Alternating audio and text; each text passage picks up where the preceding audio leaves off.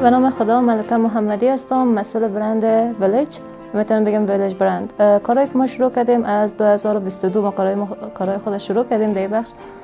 دیگه محصولاتی که ما داریم در بخش دستدوزی هستن، اکثرا هندمید هستن. مثلا لباسای شال هزارگی که فروشات ما اکثرا در بخش شال هزارگی است و اکثرا تولیدات ما دستی می باشه، چه در بخش گند افغانی باشه، چه در بخش لباسای هزارگی و انواع لباسای محلی که ما داریم دیگه. دیگه بخش کاری که ما داریم، مثلا کارمندای ما اکثرا فقط در بخش خیاطی و ایناش کار میکنن و اکثرا محصولات ما رو مثلا بخش خانم‌ها پیش میبرن که بخش دستدوزی لباس میشه. دیگه اکثرا ما فروشات خود در کشورهای مثلا استرالیا، پاکستان، استرالیا و امریکا ما داریم.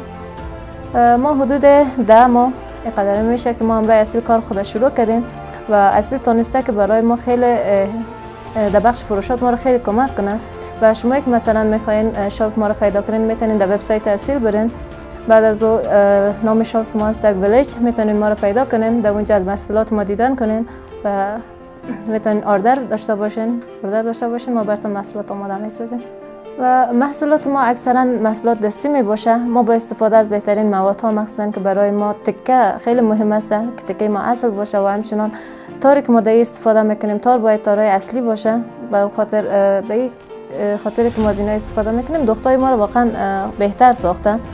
و بعد از هم کاری که مثلا خود خانم‌ها انجام میتن، کار دست خانم‌ها انجام میتن، کار هر کس با کس دیگه فرق میکنه. ما کوشش میکنیم بهترین کارمندا رو داشته باشیم تا بهترین دختر برای مردم خود عرضه کنیم و امی کار ما رو منحصر به فرد ساخته. بعد از کارهای ماشینی که ما انجام میدیم بسیار کم است، چون ما تا که ضرورت نباشه ما از کارهای مثلا محصولات ماشینی ما استفاده نمیکنیم، اکثرا دستی استفاده میکنیم. اما بازم نقش خود داره، وسایل ماشینی و مواد ماشینی هم نقش خود داره در کارهای ما. یک شعبه در هرات داریم که در اوج ما به حدود 12 کارمند داریم که همهشان کارها را در اوج انجام میدن و بعد از شعبه دیگه ما که در خود کابل می باشه در اینجا حدود 8 نفر کارمند ما داریم.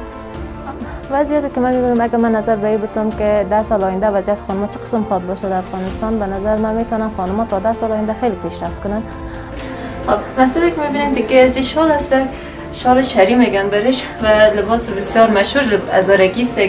دختی که شده از سند است، از سند نایلون است که خوبی از اینکه داره تا اگر تکه کمی هم رنگش بره در سر از سند رنگش نمیمونه به خاطر که سندش نایلون است. و بعد از دخت که ازی شده دخت اول به حساب می باشه به خاطر که بسیار جلای خوب داره و